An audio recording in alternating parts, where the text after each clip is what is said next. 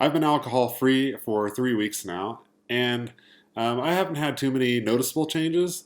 But one thing I picked up on this last week is I find it easier to maintain a sleep schedule. Um, Maintaining a sleep schedule makes it easier to fall asleep and get the most out of your night's sleep.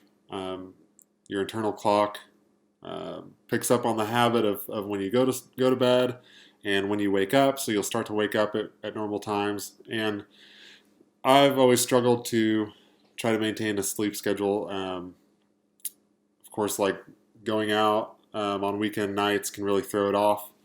And add alcohol to that, and the time you spend hydrating after um, when you get back home or eating food late at night, it can really make going to bed at a consistent time difficult. So that's one thing. Other than that, there hasn't been too much.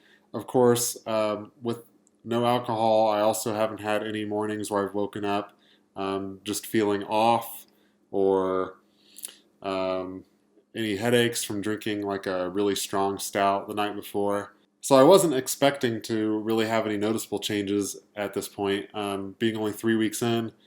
In previous videos, I've mentioned that I think I've gone at least a month without drinking, just not thinking about it. Um, and so some people wonder why I'm holding out for 3 months. And the reason is so alcohol is metabolized by the liver, and the liver is responsible for removing the toxins, not just alcohol, but lots of other toxins from your body. And so the thought is that if it's having to remove alcohol, then it's not able to remove as much of the other toxins, and that those toxins can affect things like your skin and I guess just overall health. I'm not an expert by any means, but with the research I have done, that's how I've interpreted it. So I'm hoping that maybe over time my liver will start to heal more or maybe get more efficient at eradicating the other toxins from my body, and maybe like after a month's time I will start to notice things, even if it's gradual. So I'm really holding out.